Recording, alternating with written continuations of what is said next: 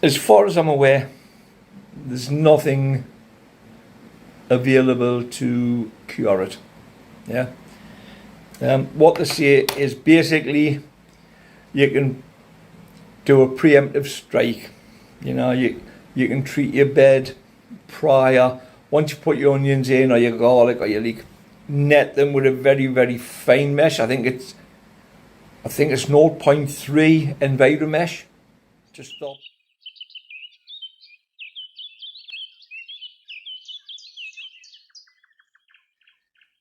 Right. Giant elephant garlic. So you may be aware I'm going to be growing elephant garlic, giant elephant garlic. And I did make a video letting people know that the best garlic, in my opinion, for the giant or the XXL was from Debbie Burnell over on the Shetland Islands. So there's a few people, I've seen my video, they've placed orders with Debbie and they've got their garlic.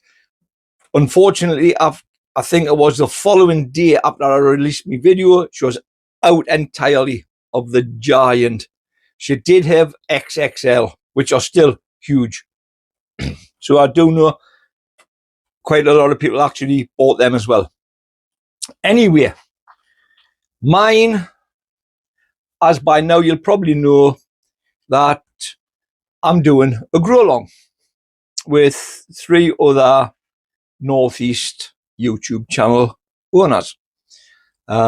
First one is Eric and Rachel from our Northeast Allotment. Secondly is Jamie from Jamie's Allotment Garden. And then third is Dean from Dean's Lost the Plot. Now, my garlic came from Debbie yesterday, which I can't remember the date. I think it was the 7th yesterday, Thursday the 7th. Rachel and Jamie's, I think, came the day before, which was Wednesday the 6th. Dean, however, bought his from Debbie last year, same as I did, but the rats got mine. The bits I managed to save, somebody helped us sell. But Dean managed to save a few cloves, so Dean's using those cloves. So they're still from Debbie's garlic. So we're having a grow along.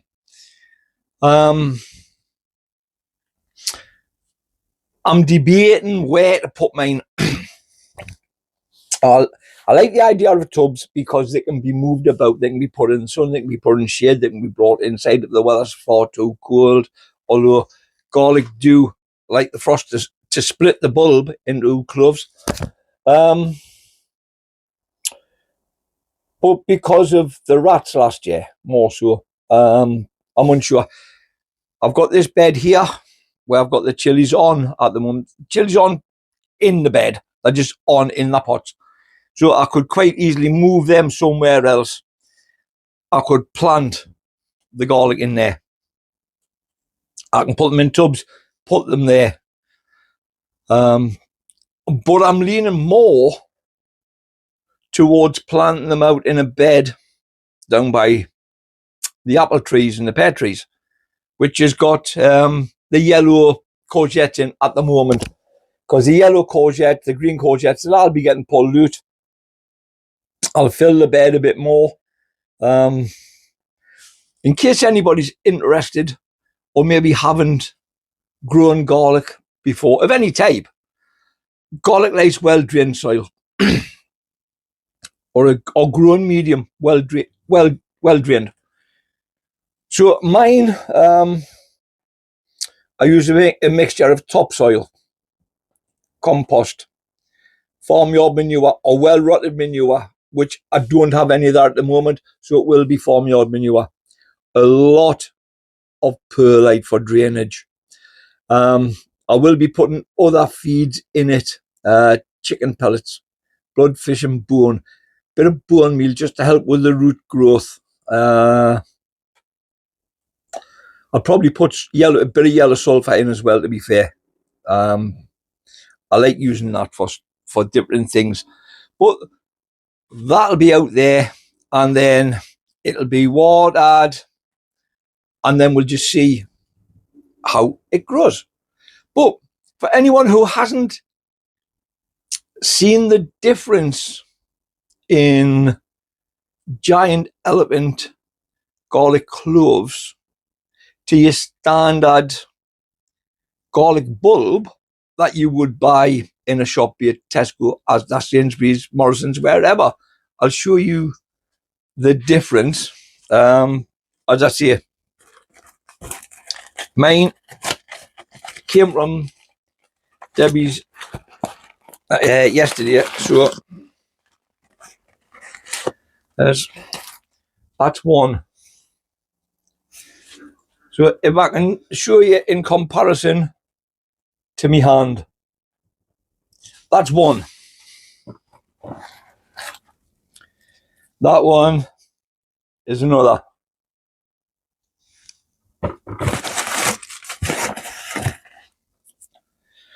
Put 3 and 4 in my hand. 4's the smallest one, so trying to hold them. Right, that's 2. There's my hand. Oh, I can't do, can I? Hold on, if I put it that way, you can see there's 2. It's because I got a massive splinter in my finger, so I've got a dressing on from the hospital to draw it out. It broke off under the skin. You cannot even see it. It was white wood. I had a bit pick around with a needle. I went to the hospital. They put this on to draw it. So my finger's a bit tender at the moment. But I'm trying to show you that's all 4 cloves together. Yeah. I don't think I can turn it the other way around to show you. I don't think my hands aren't big enough to hold all 4. But that's them, right? So put them down. This is your standard shop bought bulb with about 9 or 10 cloves in. Yeah. Now, this is my smallest clove, giant elephant clove, compared to a full bulb.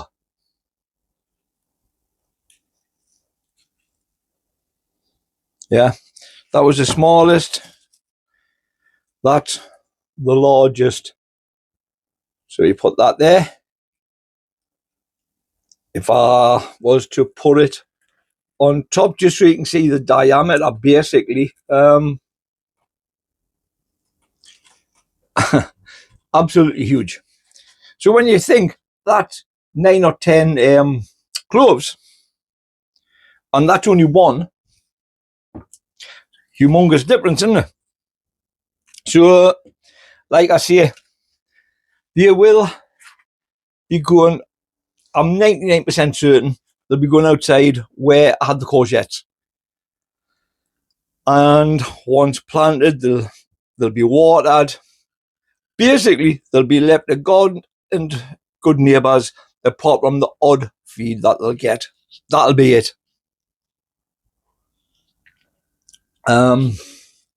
So I think that's it for this video. You are watching this probably anywhere between 5 and 7 days after I've made this video. Reason being, all 3 of us, sorry, are making just a very, very short video, about a minute, to go to Rach. Rach is putting all together as a collaboration video. Obviously, I'm not releasing mine until Rach has released that one, which I believe she's doing it sometime through next week. So that's probably when this one will be released, after you have seen the one that Rach does. By which time, I'll probably have other things added in with this video. Planting me Christmas potatoes. It's either Morris Pia or Morris Piper. I'm not too sure. I can't remember that over there. And Desiree. I'll be putting them in for time for Christmas. I keep meaning to put these leeks root that I've got there. I've got the sweet garlic, which I got sent off Ali from my rusty garden. And then I've got the Lion prize taker leeks. They need to go out. I'm hoping these tomatoes through here will die off very soon, stop producing, and I can start using in there. So there's me Joe's long for Jason's longest chili challenge. There's another Joe's long. I've just took photographs and all. My longest one is 21, and then I've got a couple that's at 20.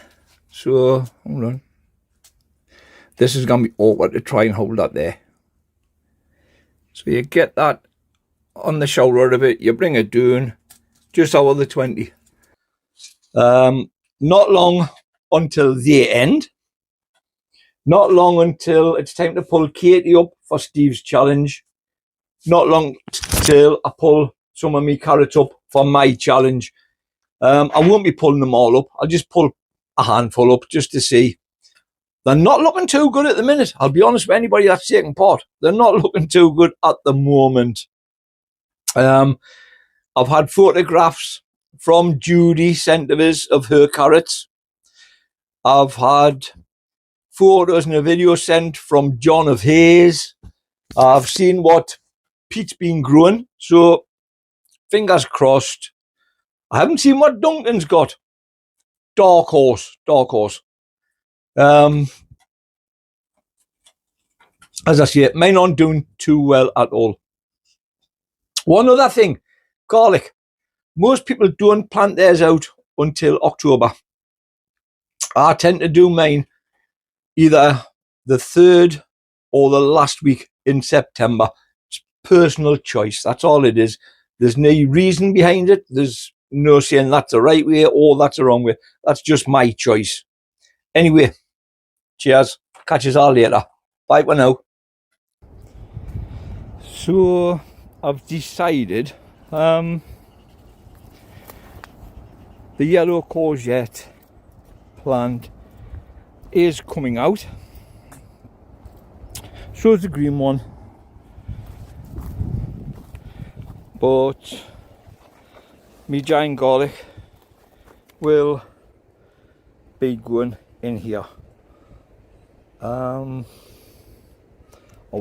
it's still got fruit on actually. You can see there.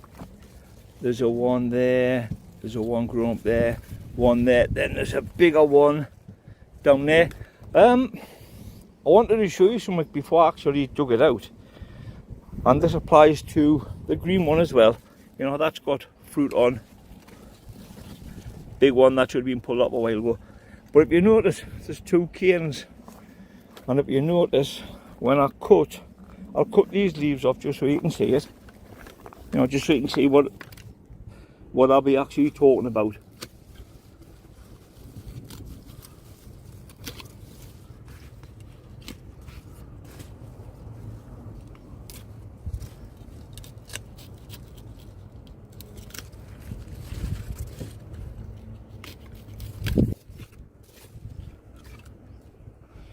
So this is just for anybody who may not be aware.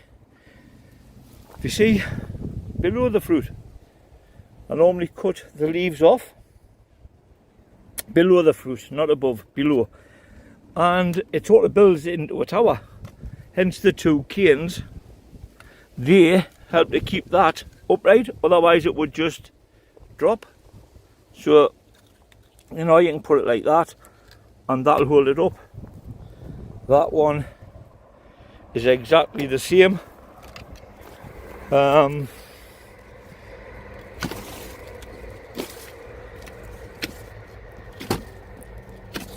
the leaves off, and the canes actually hold the plants up. I just wanted to show you that just in case people weren't aware you could do that. You had to have all the growth. You can cut your lower leaves off any that's below your bottom fruit, you can cut them off and then just use a couple of canes just to stand it upright. Anyhow, I'm just going to get this plant out because this is where the giant garlic is going to go. So there's both beds cleared out.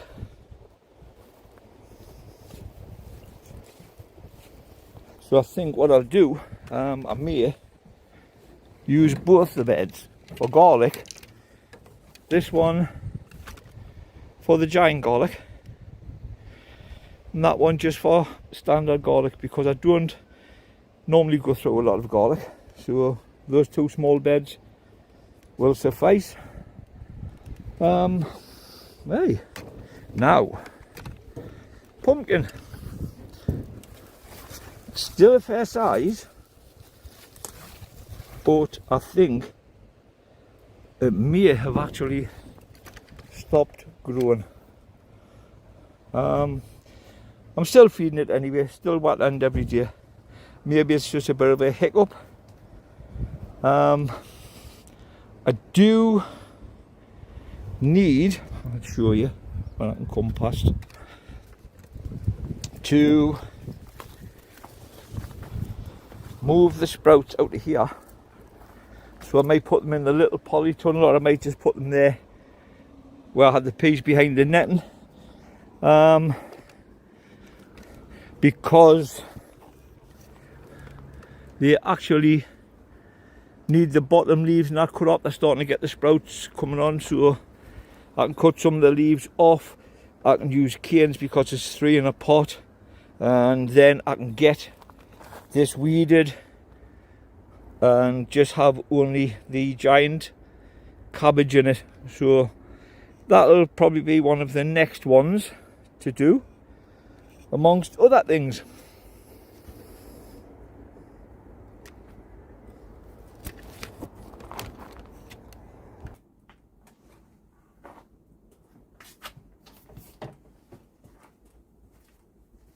Right, I've got one more thing I want to do before I leave. I've still got loads to do, but one thing I want to do before I leave. Mark's tomato taste grow along.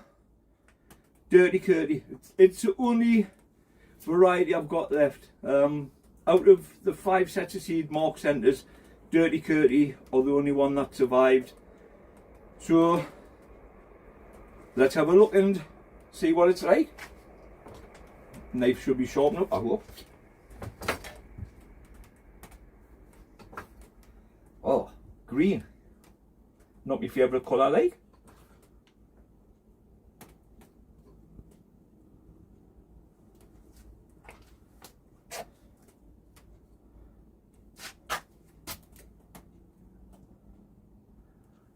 I hate horrible looking colours, and green just isn't a nice looking colour.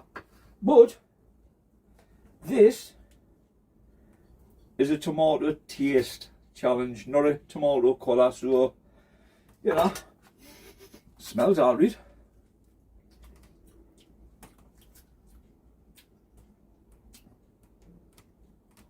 Tastes a bit bitter.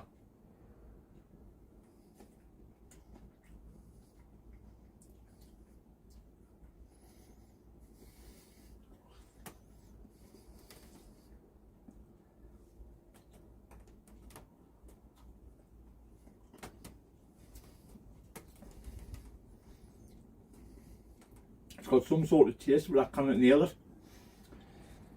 It was quite bitter the first bite. Then it's got a flavour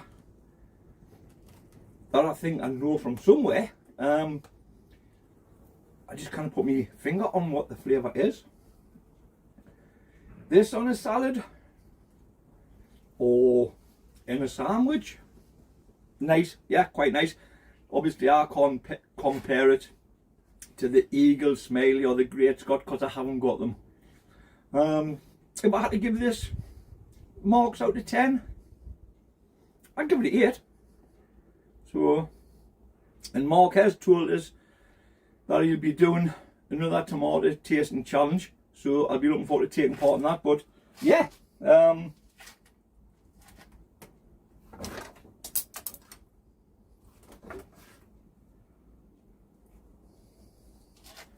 actually quite a, I don't know if you'd call it bitter or when you first bite into it.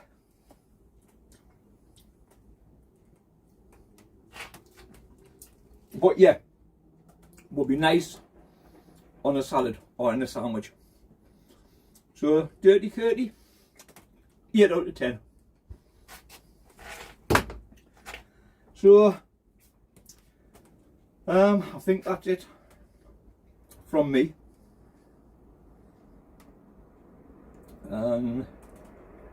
Unless I can think of something possibly to add to this video. Well, I'm not down the allotment, as you can see. But I was just watching a few videos, and a lot of people now have got their seeds from Foster's to join in with Pete Trenouth's Giant Onion Growing Challenge for this year, using the ALCA seed. And it got me thinking, myself and a lot of others lost some or most of our onions to Allium Leaf Minor this year. I lost all of mine for the Giant Onion Challenge. But it got us thinking. I know quite a few lads who show the onions, they show leeks, giant onions, giant leeks as well. And it just got me thinking, for when we start this new one come October, there is another disease that hits the alliums, such as your garlic, your leek, your onions, etc. And it's not mentioned very, very often at all, and I don't even know if many people are aware of it or what it is, what it does, etc., etc. So I just thought I would mention it in with this video. Oh, here's me dog coming down the stairs, I think. Is he? I can see you here, mate. Hi. Yeah, we're gone. Hello. Hello. You come see me. Nah, it doesn't look like he has.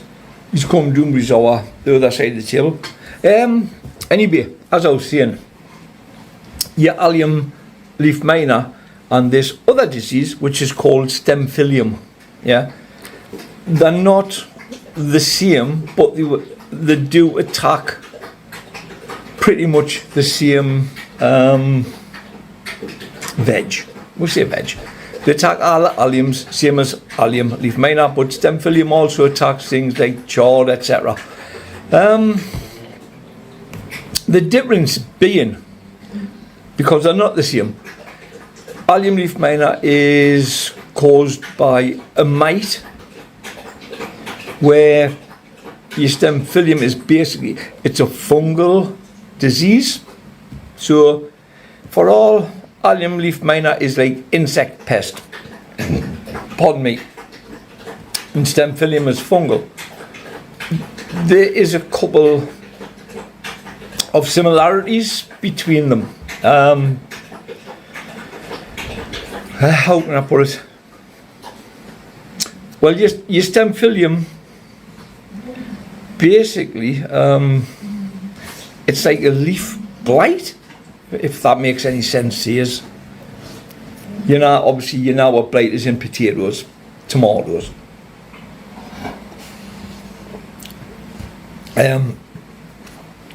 But the symptoms include like lesions on the leaves. So you get the leaves, the stem, you get your lesions, but you also get things like that. We are Allium Leaf miner. I couldn't think of the word there. A terrible memory. So, your Allium Leaf miner, the fly, it lays its eggs on, whether it be your onion leaves, your leek leaves, or people call them flags, yeah, garlic. But then the larva, or larvae, depends how you pronounce it, up here, Geordieland, larva, they tunnel into the leaves and then down into the stems, and they cause, like, well, loads of damage. But what do you call it? It can cause them to become swollen and misshapen, but it also it can bring with it a secondary infection, if you understand what I mean. So, like, you little fly will have a little nibble, lay its eggs, a larva will go down into the leaves or the stem, and all of a sudden you'll see it start to wither, can misshapen, etc. And then it'll basically just keel over. Yeah. So that's your Allium Leaf miner. As far as I'm aware, there's nothing available to cure it. Yeah. What they say is basically you can do a preemptive strike. You know, you can treat your bed prior.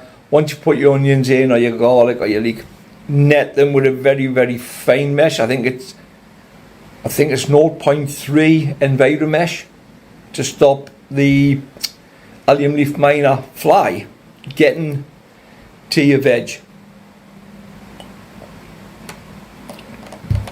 But there's no known, I can't think of the word, so I'm just going to say cure for it. I got told about something a while ago, and I contacted the company.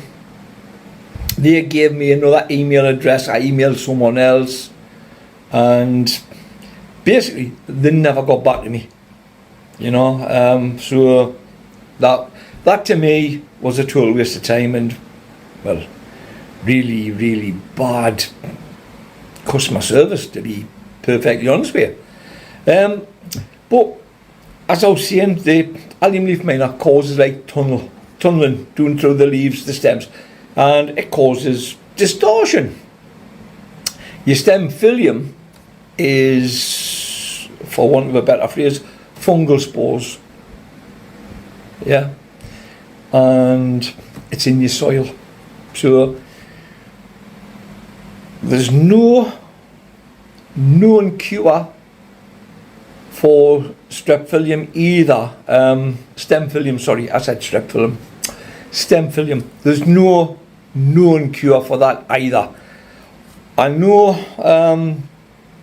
from research I done a few months ago, what they say can help if you've had it in your bed is if you've got one of these weed burners. They tell you to try and sterilise your bed, burn the soil, turn it over, burn it again, turn it over, burn it again, and if you're touching wood and you get lucky, that may cure it. But there's nothing you can buy as in a fungicide, insecticides, stuff like that for the Allium Leaf miner or the stem phyllium. I would rather have Allium Leaf miner because you can do checks.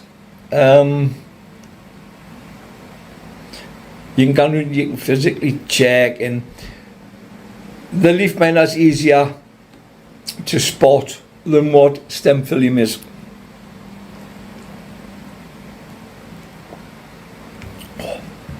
That's lovely. That's from Iceland. It's, I forget the name of the make, but it's lemon and lime, and this comes like from the chiller in the fridge. So I put the cup under, press the thing in. Oh, it's lovely because it's really, really cold. Anyhow, sorry, I went way off track, didn't I? So your stem filium, yeah, that can pass from one to another on the wind can blow it, rain,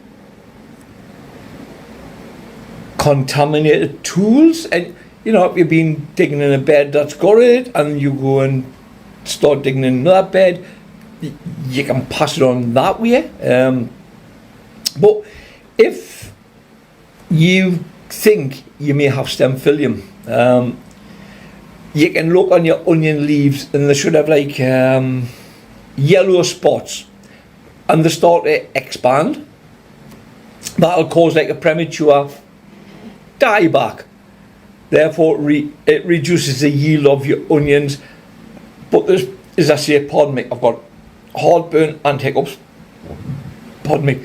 As I say, the fungus spreads by the wind, by the rain, by contaminated tools, machinery. It can survive in plant debris and in the soil. It'll live over winter.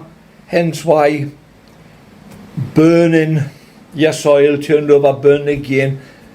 You try and sterilise it. But as I say, there's no known cure for it, no remedy. Pretty similar to our Allium leaf miner, apart from leaf miner, preventative measures can be taken. You can put a net on, I think it's either 0.3 or 0.5. I think it's 0.3. You can put that in. The gaps are that small, the fly cannot get through. So that's one way to combat your allium leaf miner.